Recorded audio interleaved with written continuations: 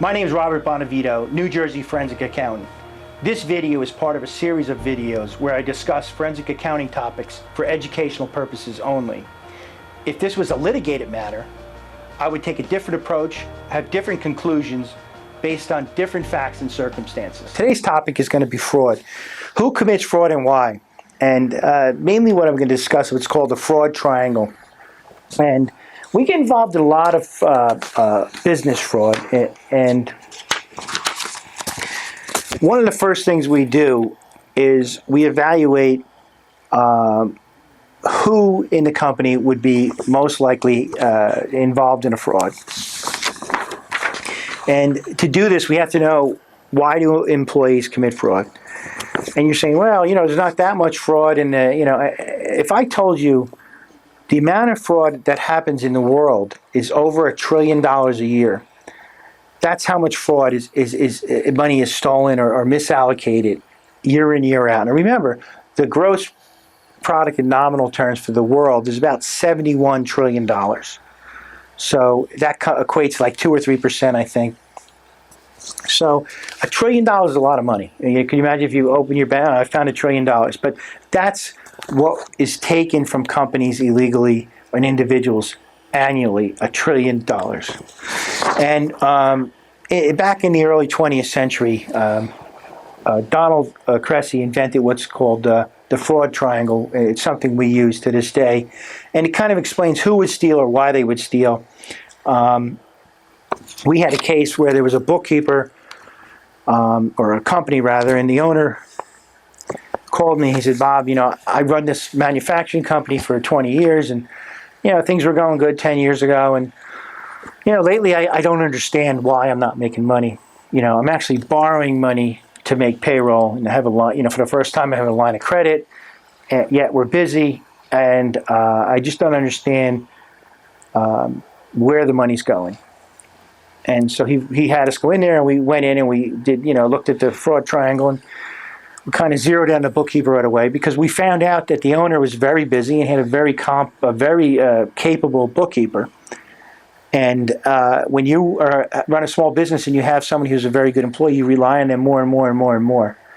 And this employee had everything from his signature stamped and basically did all of his finances for him, payroll and everything.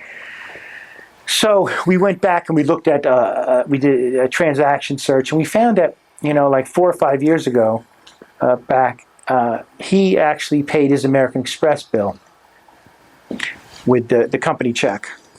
And then 3 or 4 months later, he put himself on payroll, gave himself a small raise.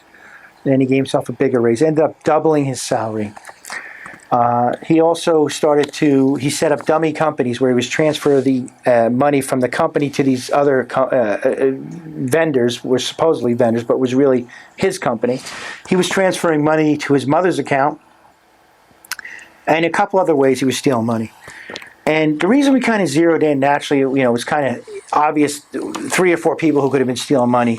But by using the fraud triangle, we sat down and we looked at the company charts, and we said, well, who has, the perceived opportunity, who has perceived pressure, and who can rationalize this?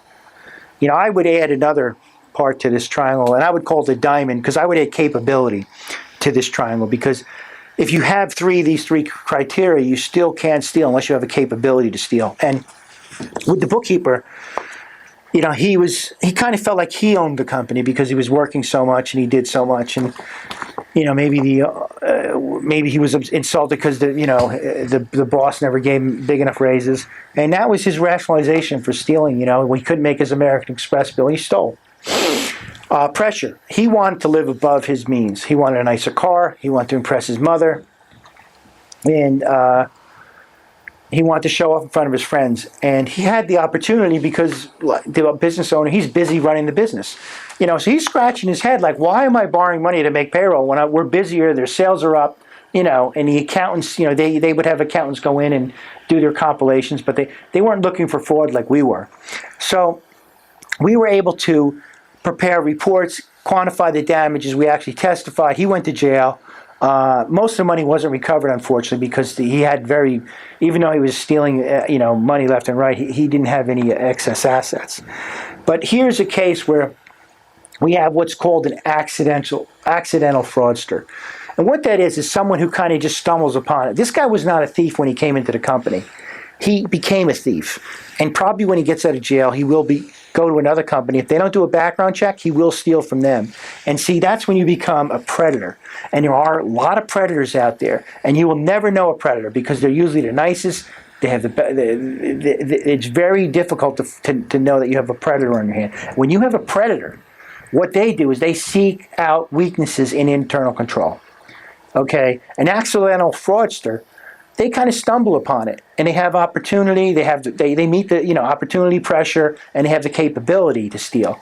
But when you get these predators in your company, they actually seek out weaknesses in your internal control. Extremely dangerous, because the number one way to stop people from stealing is in their mind that they think they're going to get caught. But when you get a predator in your company, and a lot of people get predators, they don't realize, they don't do background checks, they don't check them out, they don't have a forensic accountants come in there and just make sure things make sense.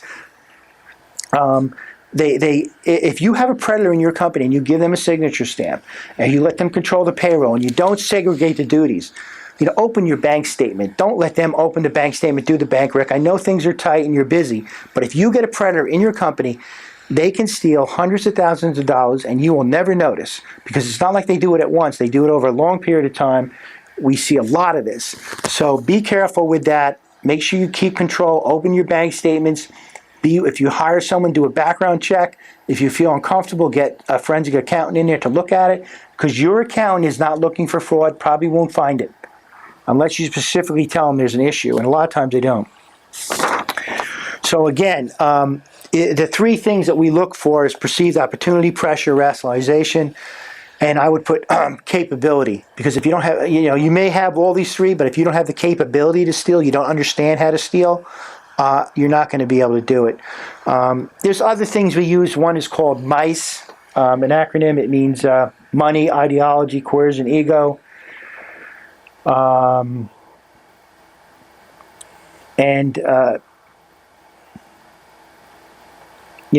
If you look at somebody who's going to most likely to steal from a company, and studies have been done, and what it does is it's not the person in the warehouse, it's not the person, someone in accounts receivable or something like that. It's usually the most educated person, and they usually have access to like I said, they can actually collude and hide their earnings. It's the person who you'd least likely think would be stealing is the one who was stealing, was the case in that one manufacturing company. This guy, they were best friends, and he would never think he was stealing, but he was. So be careful, and if you have any questions concerning this video, please give me a call. My name is Robert A. Bonavito, New Jersey Forensic Accountant.